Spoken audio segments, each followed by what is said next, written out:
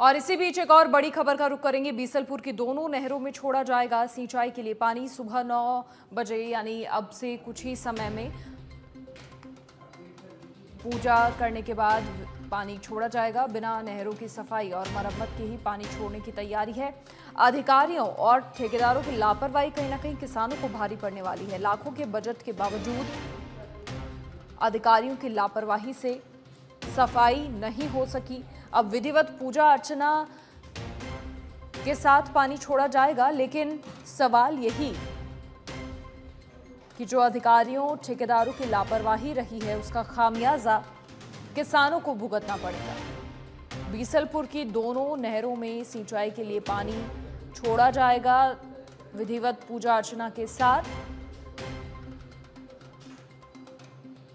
लेकिन बिना नहरों की सफाई और मरम्मत के पानी छोड़ने की तैयारी। तो ये बड़ी खबर, अधिकारियों और ठेकेदारों की जो लापरवाही रही है किसानों को उसका खामियाजा भुगतना पड़ेगा। किसानों के लिए लापरवाही भारी पड़ने वाली है। तो बीसलपुर बांध से बुधवार यानी आज दोनों दाएं और बाएं नहरों में सिंचाई के लिए पानी छोड़ा जाएगा।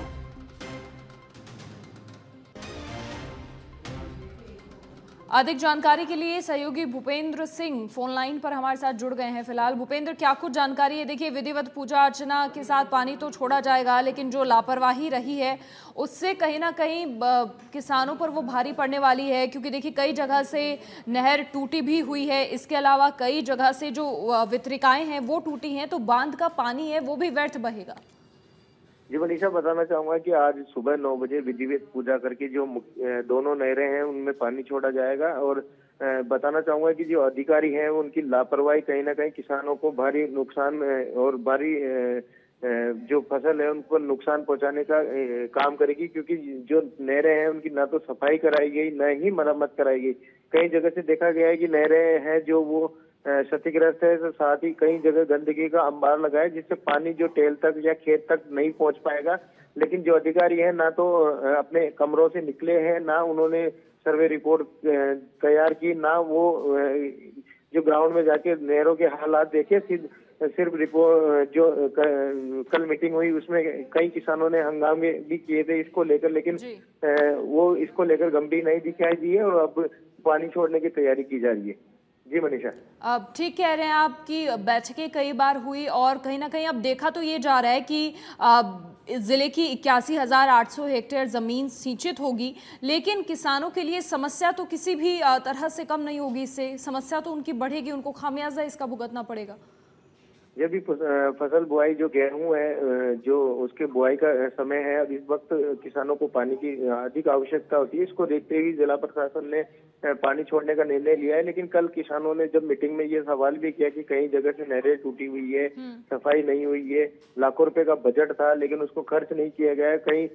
कई जगह टेंडर भी हुए हैं, ठेकेदार की मनमानी कहें या कुछ भी कहें, तो या तो ठेकेदार को जो अधिकारी है उनको फायदा पहुंचाने की कोशिश की जा रही है जिससे सफाई ना हो, क्योंकि पानी आते ही वो पानी जो गंदगी है या तो बह जाएगी या फिर वो एक जगह इकट्ठा हो जाएगी।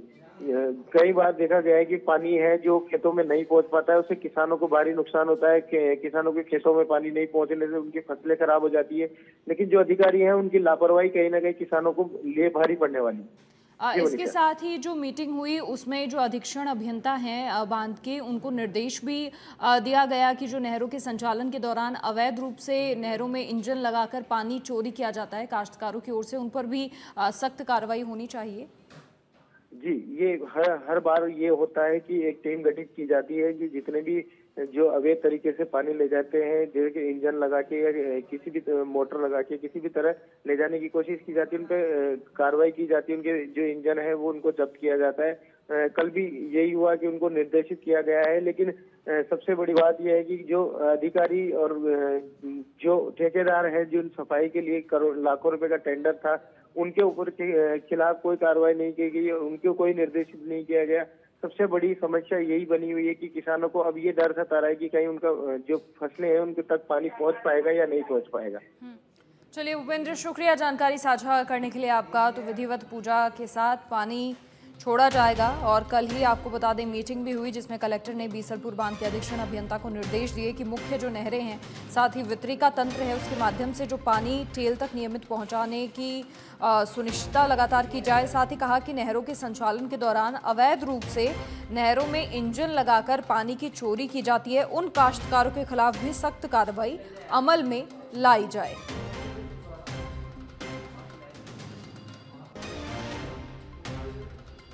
तो आपको बता दें बीसलपुर बांध से दोनों दाएं और बाएं नहरों में सिंचाई के लिए पानी छोड़ा जाए।